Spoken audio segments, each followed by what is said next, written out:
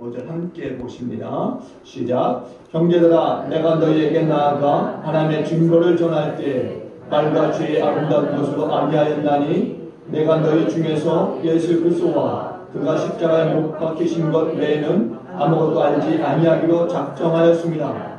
내가 너희 가운데 거할 때 약하고 두려워하고 심히 떠났노라. 내 말 가운데 전도함이 설득력 있는 주의 말로 하지 아니하고 다만 성령의 나타나심과 능력으로 하여 너희 믿음이 사람의 죄에 있지 아니하고 다만 하나님의 능력이 있게 하려 하였노라. 아멘. 할렐루야. 한 주간 어떻게 잘 지내셨습니까? 이제는 우리가 이 어렵다라고 하는 이 말을 뛰어넘어서 이제 감사의 고백들이 쏟아져 나오는 그런 역사가 있기를 바랍니다. 성경에 보면은 성경은 늘 그 반대의 그 말씀들이 많이 있지 않습니까? 그 말씀들처럼 세상을 역행하는 그런 그리스도인으로서 살아갈 수 있는 저와 여러분들이 되기를 바라겠습니다. 한번 인사합시다. 할렐루야. 할렐루야. 바울은 길리기아 다소 출신이면서 헬라 문화권에서 태어난 로마의 시민권을 가진 사람이었어요. 그는 히브리인 중에 히브리인이었고 베냐민 지파의 사람이었습니다. 그는 당시 유대교에 있어서 최고의 지성이라고 할 수 있는 가말리엘의 이 수하에서 공부했던 사람입니다. 그러니까 그는 예수님을 알기 이전부터 헬라주의라든가 히브리주의에 있어서 굉장히 통달했던 당시의 지식인이면서 열정적인 의지를 가졌던 사람이었다는 겁니다. 원래 문화라고 하는 것은요, 지성적으로 인간을 만들어가요. 지성적으로. 사람이 지적이면서 발달하게 되면은 머리는 커지는데 행동에 있어서는 부족한 거예요. 또 감성적인 면에서도 부족하게 되는 거예요. 그래서 행동이 없고 열정이 없게 되는 겁니다. 그런데 종교가 들어가니까 감성적이면서 열정적이고 행동이 뒤따르게 되는 겁니다. 그래서 바울은 소위 행동하는 지식인이었던 거예요. 그래서 그는 바리새인 중에 바리새인으로서 기독교를 핍박하는데 굉장히 최전선에서 앞장섰던 사람이었던 겁니다. 스데반을 죽이는데 최전선에 있었고요. 양양에서 다메섹의 이 기독교인들까지 잡아 죽이려고 다메섹으로 가다가 그만 덜컥 예수님을 만나게 됩니다. 그리고 거기서 거꾸로져요. 그리고 그는 3년 동안 이제 아라비아 사막으로 들어가서 말씀을 상고하면서 저녁 기도에 힘을 쓰게 됩니다. 이렇게 준비하고 사도가 된 지 15년이 지나게 돼요. 그동안 그는 이제 안디옥에서 바나바와 함께 교사로서 때로는 예언자로서 굉장히 많은 활동을 하게 되고 바나바와 함께 4년에 걸친 소아시아에서의 이 제1차 전도 여행을 굉장히 성공적으로 마무리하게 됩니다. 그리고 하나님은 바울에게 많은 그 지혜라든가 명철과 또 지식과 총명을 주셨고 또 거기에 권능까지 주셨어요. 그게 지혜와 또 지식과 또 권능과 또 풍성한 경험들 그러면서 능력 이런 것들이 주어졌던 거예요. 그러니까 바울은 소위 산전수전 다 겪으면서 노련한 전도인이 되었던 겁니다. 그럼에도 불구하고 그가 고린도 교회를 이제 개척할 때에는 보니까 마음이 굉장히 약해지면서 두려워서 심히 떨었다라고 오늘 본문에도 말씀하고 있어요. 그러면 왜 바울이 이처럼 갑자기 나약한 인간이 되어지는 것이냐? 그것은 지식과 또 지혜와 경험과 능력만으로서 복음이 증거되는 것이 아니다라는 것을 경험했기 때문에 그러는 겁니다. 이미 고린도 교회 오기 이전에 고린도 지역에 오기 이전에 실패한 그 시대적인 경험들이 있었던 거예요. 이것저것 다 드러내놓고 정말 자기 일을 자랑하다가 그만 실패해버리는 거죠. 그가 고린도 지역에 오기 이전에 아테네라고 하는 지역에 있었어요. 아테네. 성경에는 아덴이라고 하는 지명으로 나오는데 아덴이라고 나오는데 거기에서 전도 사역을 했던 겁니다. 아테네는 헬라의 수도로서 철학의 도시였고 철학의 본산지였습니다. 바울은 원래 예수를 믿기 전에 철학에 좀 능통했던 그런 사람이었어요. 플라톤이라든가 소크라테스라든가 아리스토텔레스 같은 그 기라성 같은 철학자들이 살던 그 아테네에서 철학자들과 논쟁을 벌였던 겁니다. 그러니까 자신의 옛날 실력들이 그 지역에서 막 쏟아져 나오기 시작한 거예요. 아테네가 어떤 곳이냐? 수백 수천의 그 조각들이 있고, 그것은 이제 헬라의 유명한 사람들이라든가 또 영웅들, 왕들, 그리고 헬라의 신화에 나오는 그 신들의 대리석상들이 있었던 거예요. 그리고 바울이 그것들 쭉 둘러보다가 보니까 어느 지점에 보니까 알지 못하는 신들이라고 하는 그간 새긴 단을 보게 됩니다. 알지 못하는 신. 그 단에는 신상이 없었던 겁니다. 왜? 알지 못하는 신이기 때문에. 그래서 바울이 그런 말을 해. 성경에 보니까 그런즉 너희가 알지 못하고 위한 그것을 내가 너희에게 알게 하리라. 그러면서 그들과 이제 복음을 이제 나누면서 이제 그곳에서 논쟁을 벌이게 되는 거예요. 한바탕 내 실력을 이제 마음껏 발휘하게 됩니다. 근데 아테네 사람들이 누굽니까? 철학적이고 아주 고지식한 사람들이에요. 그래서 바울이 열정적으로 하는 그 말에 대해서 흥미를 가지고 있었지만은 흥미 그 이상은 아니었다는 거예요. 복음이 증거되지 못한 거예요. 그들이 도무지 믿으려 하지 않았습니다. 결론적으로는 알지 못하는 신도 헬라의 그 많은 신들 중에 하나에 지나지 않는다 라고 하는 결론을 얻게 된 거예요. 바울이 완전히 복음 전도에 실패해버린 겁니다.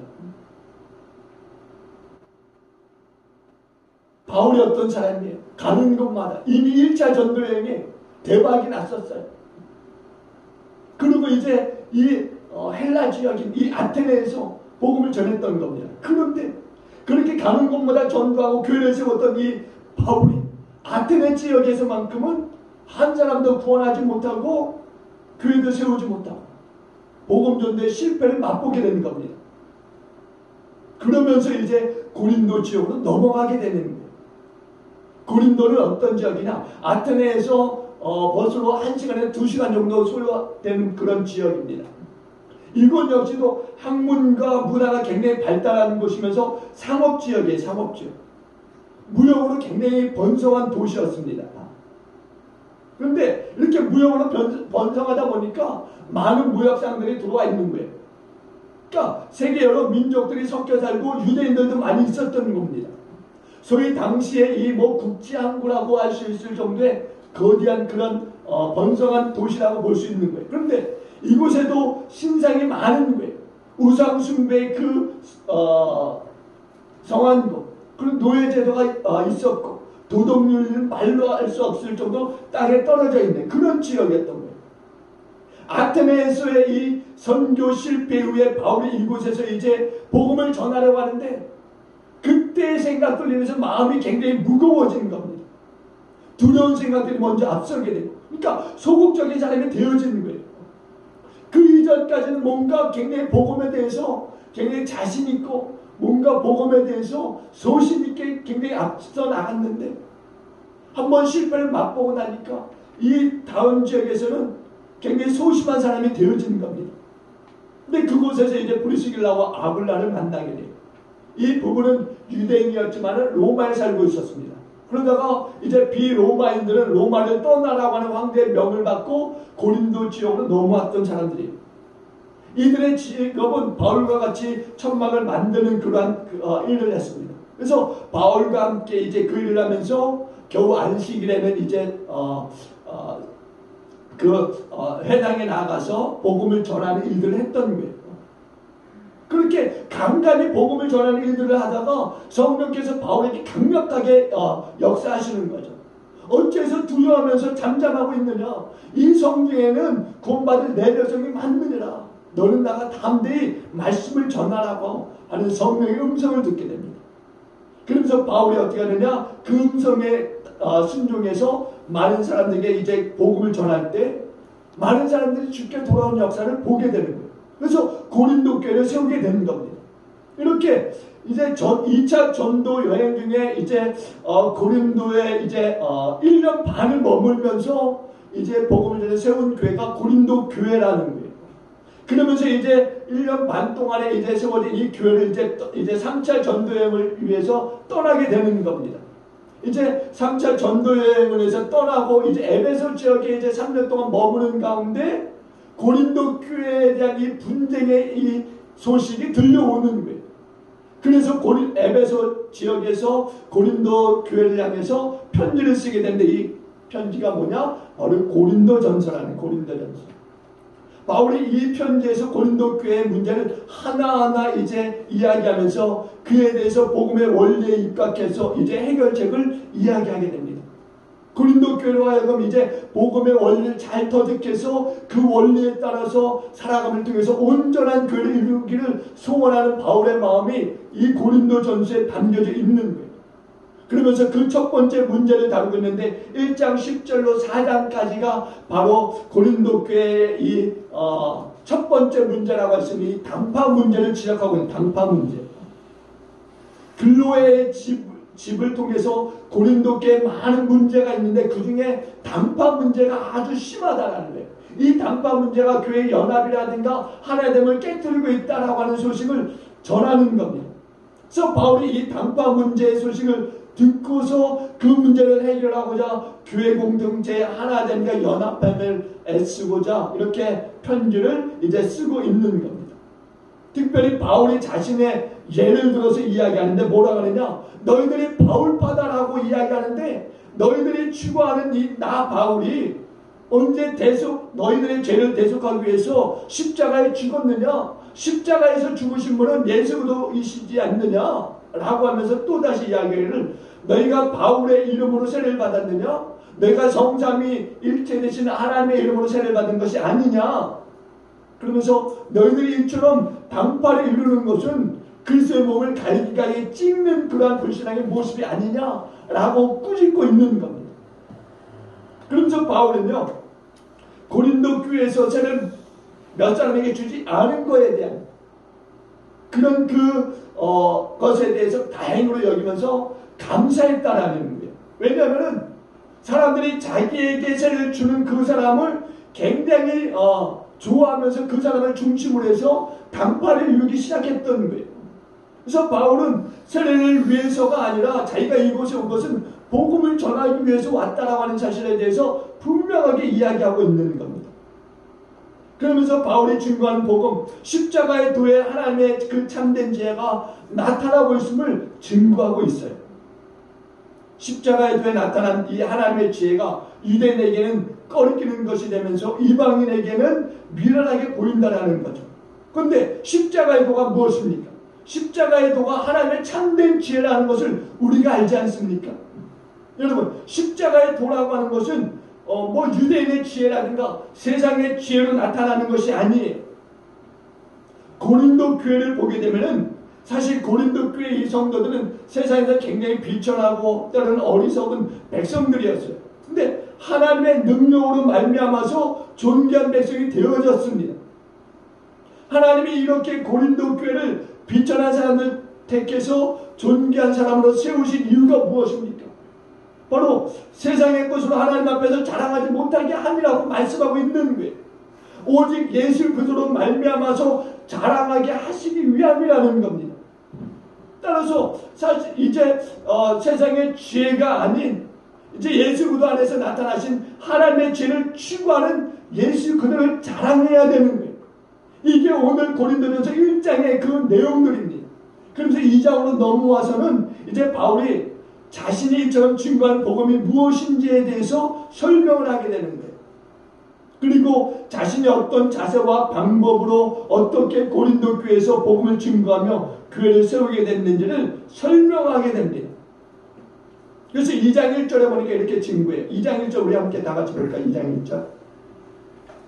우리 2장 1절 다 같이 봅니다. 2장 1절 봅니다. 시작. 형제들아, 내가 너희에게 나아가 하나님의 증거를 전할 때 말과 죄의 아름다운 것을 하지 아니하나니. 여러분, 원문에 보면은요 이렇게 이야기해요. 형제들아, 내가 너희에게 나아갔을 때 하나님의 비밀을 전할 때 말과 죄의 아름다운 것으로 하지 않았다라고 이렇게 얘기합니다. 여러분, 하나님의 비밀을 전할 때 말과 지혜의 아름다운 말로 하지 않았다. 바울은 여기에서 당시에 고린도를 방문해서 고린도 교회를 개척할 당시를 상기하면서 이 1절의 말씀을 말하고 있는 거예요. 사실 이 1절의 배경이 되는 것이 어디냐? 바로 사도행전 17장입니다. 사도행전 17장. 사도행전 17장에 보면은요, 바울이 말과 지혜의 아름다운 것으로 전하지 않았다라는 것에 대해서 이제 설명하면서 이제 사도행전 17장을 이제 배경으로 하게 돼요. 사도행전 17장. 한번 사도행전 17장 보실까요? 사도행전 17장.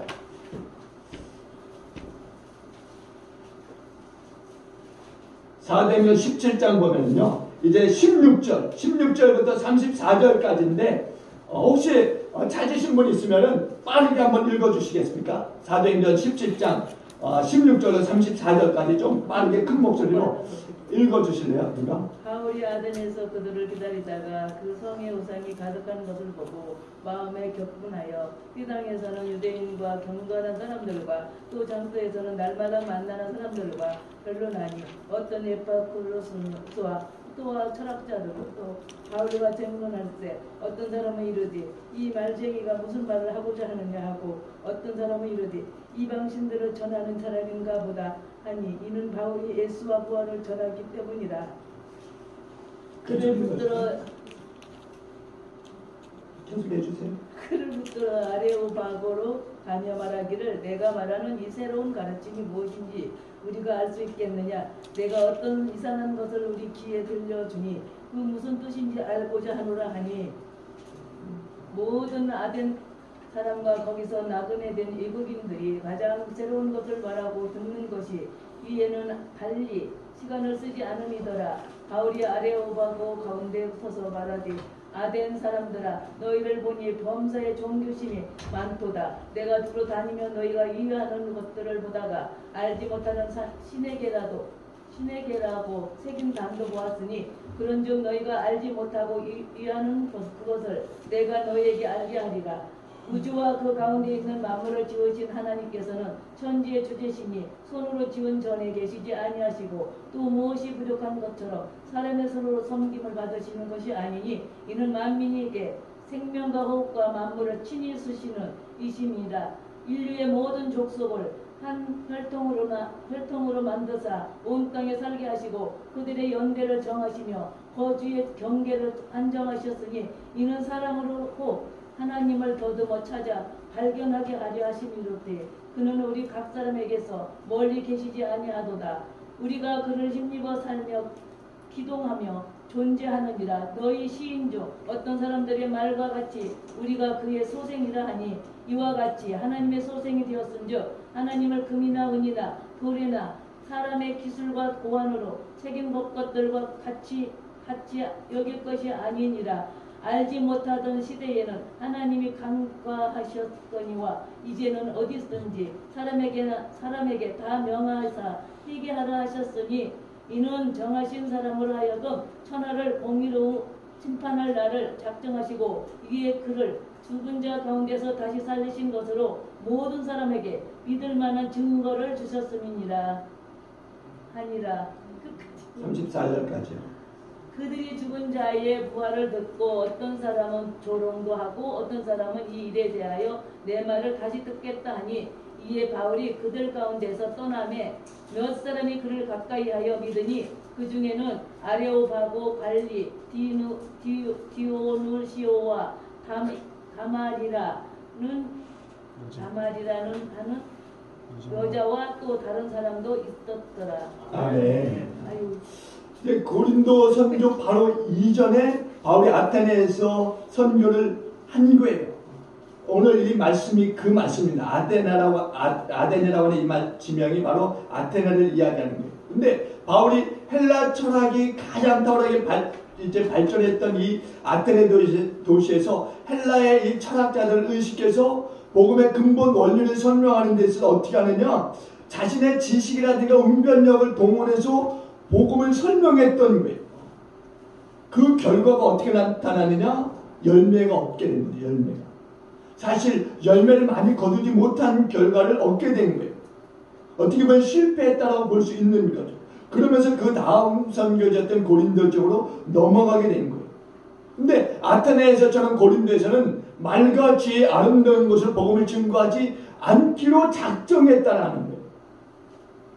그 굳은 마음이 바로 2장 1절에 나타나고 있는 거예요. 2장 1절에. 사도행전 17장의 이 아테네에서의 이 복음전, 여기에 보면 상당히 지식적이면서 웅변적이고 수사학적인 그러한 설교, 여기서도 말하지 않습니까? 이들이 말쟁이다, 말쟁이. 말재주에 능한 사람으로만 취급하고 있었다라는 거예요. 사실 바울이 누굽니까? 한순간도 예수 그리스도의 이 복음을 약화시키거나 후퇴시킨 적이 없던 사람이었어요. 바울은 어디에서도 그리스도의 복음을 전할 때 말과 지혜의 아름다운 것으로 한 적이 없었던 사람이에요. 근데 유독 이 아테네에서만 그렇게 했던 거죠. 성령의 능력을 의지하고 복음을 복음되게 증거했던 바울이 사실 이 아테네에서만 이렇게 쓰디쓴 실패의 맛을 보게 된 거죠. 그리고 고린도로 왔을 때는 어떻게 하느냐? 이제 복음을 전하는 데 있어서 그 전과는 다른 완전히 복음으로 증거하는 바울을 우리가 다시 한번 보게 되는 거예요. 그래서 오늘 본문에 보니까 뭐라고 합니까? 1절에 보니까 형제들아 내가 너에게 나아가 하나님의 증거를 전할 때, 하나님의 증거라고, 하나님의 증거, 그 증거를 전할 때 말과 지혜의 아름다운 것을 하지 않았다라고 분명하게 못 박아 이야기합니다. 여기서 증거라고 하는 것은요, 세번역 성경에 보면 하나님의 비밀로도 이야기합니다. 하나님의 비밀.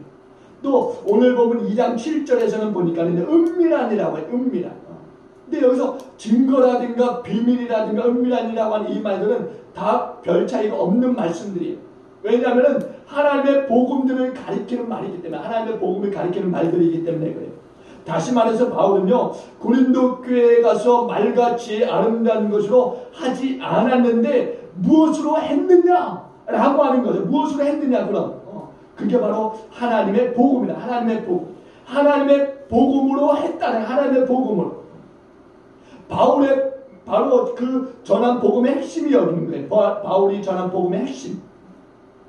바울이 고린도 교회에 가서 전한 복음이 무엇인지에 대해서 2절에서는 또 이렇게 이야기합니다. 2절에 볼까요? 2절을 볼게요. 2절. 말과 지혜의 아름다운 것을 하지 않았던 바울이 2절에서 어떻게 이야기하고 있느냐? 함께 봅니다. 시작. 내가 너희 중에서 예수 그리스도와 그가 십자가에 못 박히신 것 외에는 아무것도 알지 아니하기로 작정하였습니다. 여러분, 고린도 교회에 가서 바울이 전한 복음의 내용이 뭐냐? 바로 예수 그리스도와 그가 십자가에 못 박히신 것이라. 그가 십자가에 못 박히신 것. 여러분, 바울이 고린도 교회에 가서 전한 것은요, 하나님의 비밀인 복음을 전하는 거예요. 근데 그 하나님의 비밀인 그 복음이 무엇이냐? 예수 그리스도와 십자가의 사건이라고. 예수 그리스도와 십자가의 사건. 그것 외에는 전하지 않기로 했다는, 그것 외에는. 바울이 저는 고린도 교회를 개척할 때요, 예수 그리스도와 그의 십자가의 사건만을 전했어요. 십자가의 도에 나타난 그 하나님의 구원의 비밀을 풀어서 설명한 거죠. 1장 31절에 보세요. 1장 31절에 뭐라고 하는지 아십니까?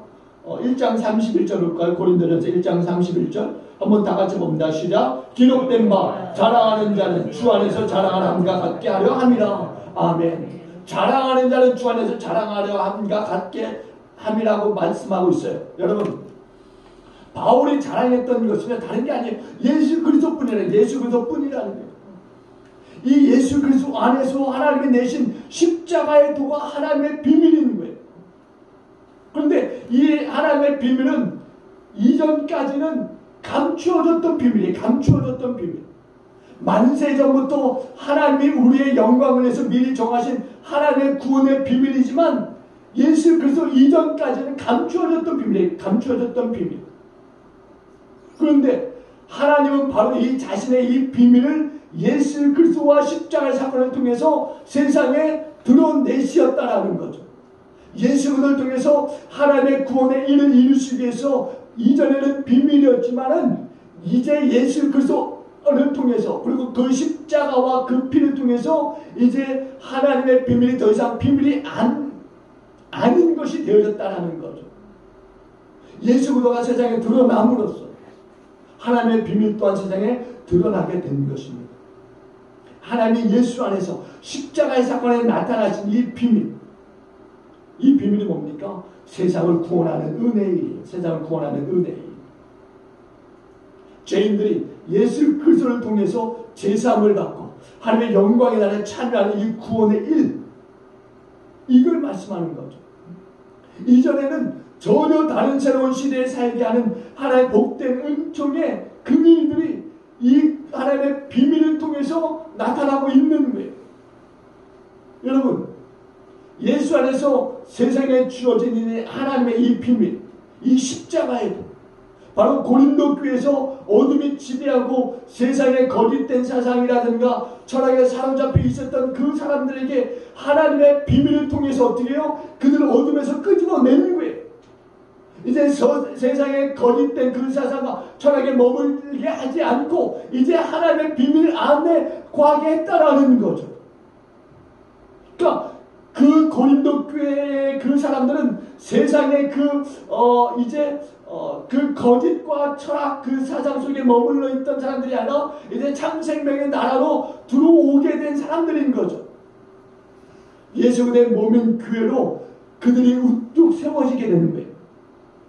바울은 이 복음을 고린도 교회에서 증거하였고 이 복음 때문에 고린도 교회가 그리고 성도들이 세상에서 구별되어서 하나님의 나라의 백성이 되어진 것입니다. 하나님이 예수 안에서 나타나신 이 구원 안에 참된 지혜를 드러내신 거예요. 예수님은 이제 세상에 강림하시기 이전에는 이제 구약의 율법에는 이제 하나님의 지혜와 구원을 나타내셨지 않습니까? 구약의 이 율법을 통해서 하나님의 지혜와 또 하나님의 구원을 나타내셨어요. 그런 의미에서 보면 구약에서 이제 하나님의 언약의 백성인 이스라엘은 참된 지혜의 백성이다라고 우리가 볼 수 있는 겁니다. 온전한 하나님의 그 생명 안에 거했던 사람들이 이스라엘 백성들 아닙니까? 그러나 이방인들은 외인들이었어요. 외인들. 그리스도 밖에 있었던 사람들이죠. 이스라엘 백성들은 구약에서 하나님의 은총을 마음껏 누렸던 사람들입니다. 그런데 우리 이방인들은 어둠 가운데서 하나님을 더듬어 찾는 그러한 그 가련한 인생이었을 뿐이에요. 세상의 신이라든가 공중의 권세 잡은 사단 마귀를 섬기는 우상 숭배를 했을 뿐이라는 겁니다. 그런 그들이 세상적으로 학문을 발전시켰고 철학을 꽃피웠다 할지라도 중요한 것은 뭐냐? 사상과 지혜가 철학이 계속적으로 어두움 속에 잠겨져 있었을 뿐이라는 거예요. 이스라엘이 누렸던 그 지혜에 비교하게 보면은요, 세상의 지혜는 굉장히 어리석은 지혜일 뿐이에요. 그것이 구원을 줄 수 없는 지혜일 뿐입니다. 여러분 보세요. 사실 이방인들이 누렸던 그 지혜로운 것, 그것이 참 생명을 줄 수 있었습니까? 세상의 사상들, 철학들, 그런 것이 구원을 줄 수 있었습니까? 아니에요. 거기에는 그런 능력이 없어요. 근데 이스라엘은 하나님의 지혜와 은혜 안에서, 하나님 안에서 참 생명을 누렸다라는 거예요. 이것이 구약의 하나님의 지혜이고 하나님의 복음의 비밀이었던 거예요. 그런데 이스라엘이 하나님의 지혜의 백성이었지만은 이제 예수 그리스도 안에서 이전의 이스라엘의 이 지혜가 폐하여졌어요. 왜? 예수 그리스도가 이 땅에 오셨기 때문에. 하나님의 비밀이었던 예수 그리스도가 이 땅에 오셨기 때문에 이스라엘이 누렸던, 이스라엘만 누렸던 그 하나님의 그 지혜, 하나님의 그 구원이 폐하여진 거예요. 그러면서 이방인들에게 그 구원의 비밀이 열려져서 이제 이방인 누구라도 십자가에 못 박혀 죽으신 예수 그를 믿기만 하면은 구원을 받게 된 것을 믿으시기 바랍니다. 오직 예수 안에서 새 백성들만이 이 복음의 비밀을 누릴 수 있게 되었는데 우리가 그렇게 된 거예요. 우리가 이스라엘만 아니라 이방인인 우리도 그렇게 하게 된 거죠. 왜냐하면은 예수 그리스도 안에서 하나님이 세상에 이제 나타내셨고 이전에는 감추어졌던 비밀이었지만은 예수 그리스도를 통해서 나타내어졌기 때문에 그런 거예요. 그러니까 예수 그리스도 안에서 새 시대를 우리가 살게 된 것입니다. 그리고 하나님의 비밀은 이제 예수 그리스도 안에 있는 자들에게만 나타나게 된 것이죠. 바울이 지금 고린도 교회에 증거하고 전하고 있는 하나님의 비밀이 바로 이 복음인 거예요. 이 복음. 예수 안에서 이전의 모든 지혜를 폐하고 이제 온전한 참된 하나님의 지혜와 이 구원을 가져오신 하나님의 비밀, 그 비밀, 십자가의 도를 지금 이 고린도 지역의 사람들에게 증거하고 있는 거예요. 예수님의 인격, 그리고 사역 안에 온전히 나타난 이 십자가의 도, 이것을 증거하고 나타내고 있는 겁니다. 왜냐하면 이 비밀만이 죄를 변화시킬 수 있는 거예요. 그리고 이 비밀만이 새 백성으로 창조할 수 있는 것입니다. 그래서 바울이 고린도 교회를 섬길 때 예수 그리스도와 십자가의 도 외에는 아무것도 알지 않기로 작정했다, 이렇게까지 고백하고 있는 겁니다. 바울이 예수 그리스도와 십자가의 도 외에는 아무것도 증거하지 않기로 작정했다라고 하는 것은 복음에 완전히 생명을 걸고 있는 바울의 결단인 것을 우리가 볼 수 있는 거예요. 그리고 그것은 바로 바울의 이 복음의 핵심이라고 볼 수 있는 거예요. 핵심. 여러분, 우리가 여기에서 예수 그리스도와 그의 십자가에 이 못 박히신 것 외에는 아무것도 알지 않기로 작정했다라고 하는 이 말이 우리가 이야기하는 예수 천국 불신 지옥이라고 하는 이 말을 반복하는 것이냐, 그게 아니라는 거예요. 복음의 원리에 따라서 모든 주제를 다루고 있어요. 모든 주제. 성경의 모든 주제들이 예수 그리스도와 십자가의 사건과 연결되는 것 아니겠습니까? 우리가 창세기 구약을 보더라도 이제 3장에 이제 아담이 타락하는 모습을 보게 되잖아요. 하나님의 말씀에 순종하지 아니하고 불순종함으로 죄악을 먹고 마시는 일들을 벌이게 되잖아요. 그때 하나님이 하신 일이 뭡니까? 짐승을 잡아서 이제 그 피를 쏟고 가죽옷으로 이제 그 짐승의 가죽으로 옷을 입혀주는 하나님을 보지 않습니까? 그게 예수 그리스도의 죽으심과 관련이 있는 거잖아요. 그러니까 바울의 설교의 중심은 항상 예수 그리스도와 십자가를 뺄 수 없었다라는 거예요. 다시 말해서 하나님께서 그리스도 안에서 나타내신 그 구원의 비밀이 늘 주제였고 핵심이었다라는 거예요. 그리고 이 말씀은 말이나 지혜의 아름다운 말과는 대조를 이루고 있다는 거죠. 지금 고린도 교회가 어떤 형편에 처해 있느냐? 십자가의 들에서 벗어난 철학이라든가 수사학이라든가 운변력을 추구하고 있는 거예요. 그래서 이런 이 헬라의 이 수사학과 운변력, 그리고 사람을 중심으로 한 이 당파, 이것을 이루고 있는 거예요. 이런 상황 가운데서 바울이 복음을 전할 때 말과 지혜의 아름다운 것을 하지 않았다라는 것을 지금 1절에서 강력하게 주장하고 있는 겁니다. 그러면서 4절 상반절에 반복해서 이렇게 이야기해요. 2장 4절에 보니까 이렇게 이야기합니다. 한번 4절 볼까요? 4절 다 같이 봅니다. 4절 다 같이 봅니다. 시작. 내 말과 내 전도함이 설득력 있는 지혜의 말로 하지 않냐고, 다만 성령이 나타났습니다. 능력으로 하여. 아멘. 내 말과 내 전도함이 설득력 있는 지혜의 말로 하지 아니하였다라고 얘기해요. 그러니까 바울은요, 그냥 자신의 말재주를 내세우면서 복음을 증거하지 않았다라고 하는 말이에요. 당시에 고린도 교회 사람들이 추구하는 것처럼 뭐 유창한 말이라든가 청중을 사로잡는 지혜와 능력을 하지 않았다라고 분명히 말하고 있는 겁니다. 단지 바울은 십자가의 도와 예수 그리스도의 인격과 사역에 나타났던 하나님의 복음을 복음으로 증거했다, 이렇게 말하고 있어요. 그래서 내 말과 내 전도함이 설득력 있는 지혜의 말로 하지 않은 거라고 분명하게 이야기하고 있는 겁니다. 대신에 바울이 4절 후반절에 보니까 뭐라고 하느냐? 성령의 나타나심과 능력으로 했다라고 해요. 성령의 나타나심과 능력으로 했다. 여기서 성령의 나타나심과 능력이라고 하는 것은 성령의 능력을 과시하며 전했다. 그래서 여러분, 성령과 능력이 따로 있는 것이 아니에요. 성령의 능력을 과시하면서 복음을 전했다라는 거죠. 왜냐하면 복음이 증거되어서 새 생명을 탄생하는 그 역사를 이루는 것은 설교자의 이 말씀 때문이 아니라는 거예요. 오직 함께 하시는 성령, 그 성령의 능력으로 말미암아서 새 역사와 새 생명이 탄생하게 된다라는 거죠. 그것을 중점적으로 말하고 있는 거예요. 바울이 이 사실을 깊이 있게 깨닫게 되었고 그것에 대해서 다시 한번 강조하고 있는 겁니다. 바울은 자신의 말씀씨가 아니라는 거예요. 바울은 이제 자신의 말씀씨를 전혀 의지하지 않고 있는 거예요. 그것은 이미 버렸어요. 버린 것입니다. 고린도 교회에서 추구하고 있는 것은 수사학이라든가 운변이라든가 어떤 그 철학이라든가 사상, 그게 아니라는 거예요. 오직 복음, 오직 복음. 복음을 복음되게 하는 그 복음만을 증거하고 있는 겁니다. 그래서 열매를 거둘 수 있었던 거예요. 열매를. 복음에 의지해서 복음을 전했더니 열매가 있더라는 거예요. 열매가.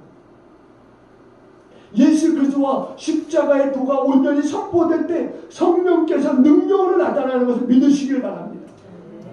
여러분, 예수 그리스도와 십자가의 도만으로도 복음의 능력이 나타나는 것을 여러분 믿으시기 바랍니다.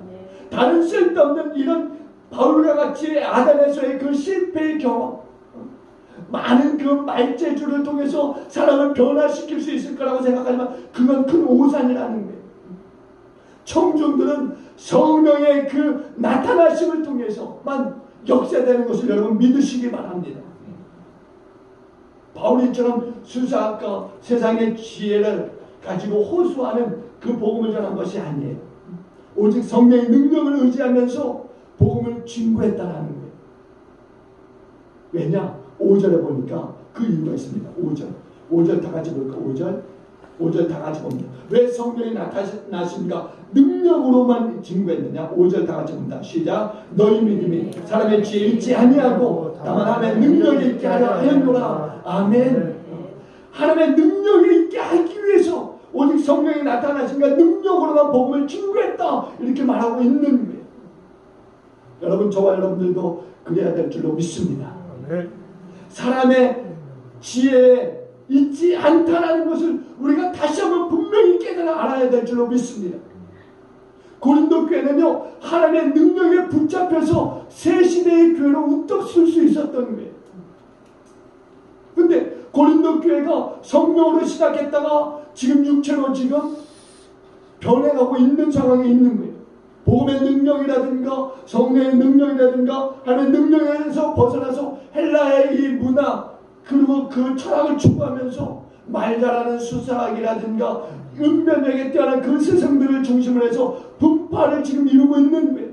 그래서 바울이 고린도 교회를 향해서 다시 한번 그 이전의 그 상황들, 내가 너희들을 만나고 너희들에게 복음을 전하고 그러면서 교회를 세웠던 그 일을 다시 한번 상기시키면서 내가 그렇게 하지 않냐했다라고 하는 것을 다시 한번 말하고 있는 거예요.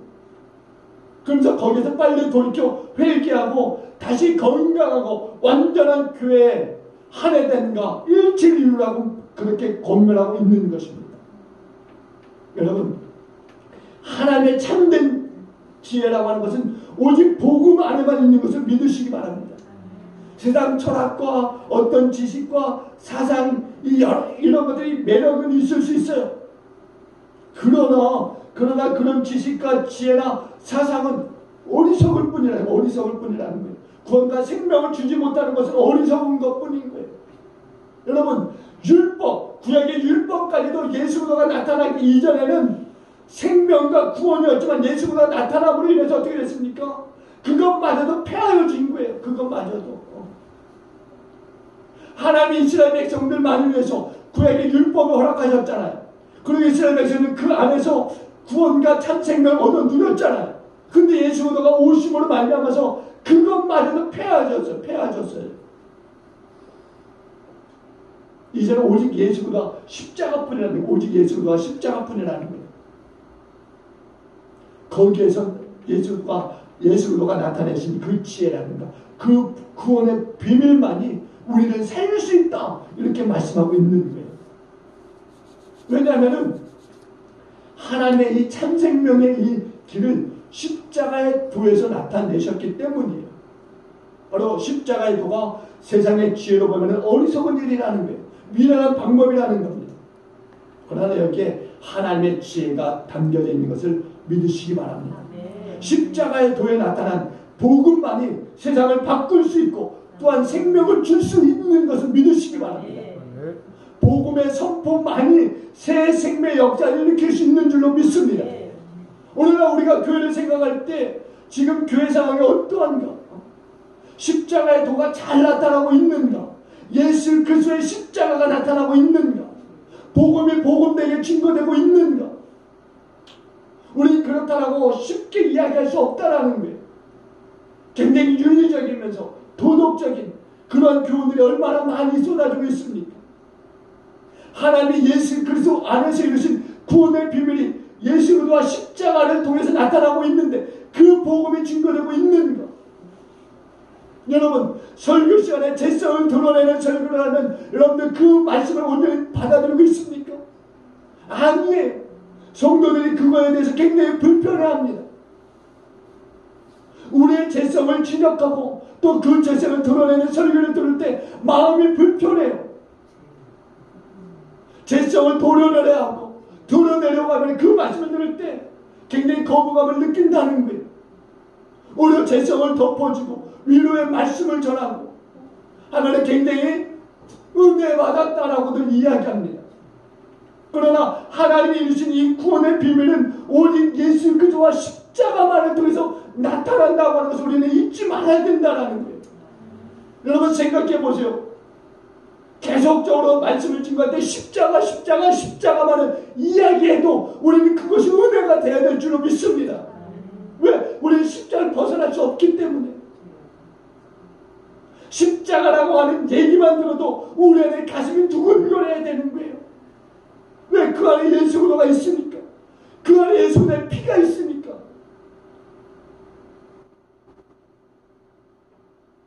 십자가만의 그 비밀, 그 이야기만을 들을 때 우리는 가슴을 쥐어잡고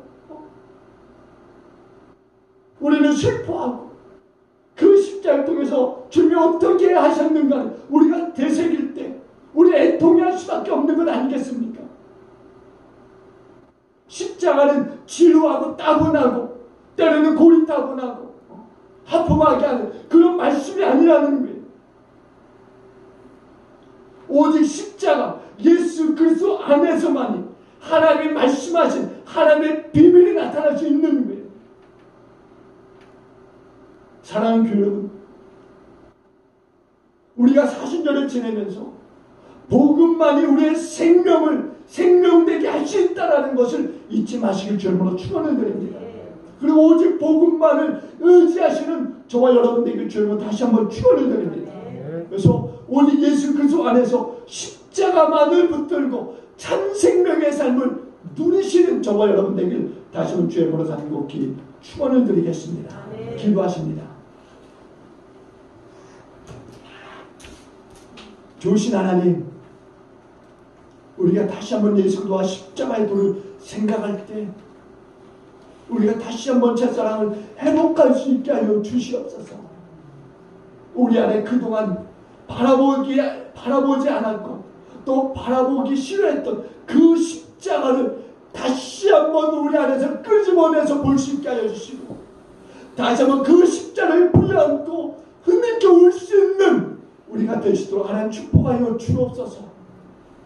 주님, 우리 가운데 참 생명을 주시고자 그리스도를 이 땅에 보내주시고 그리스도를 십자가에서 죽게 하신 그 일들이 우리 가운데 있음을 다시 한번 상기하면서 우리가 다시 한번 그 십자가를 다시 한번 붙들고 예수 그리스도와 이 참 생명의 삶을 살아가는 우리 구원받은 모든 하나님의 백성들 되게 하여 주옵소서.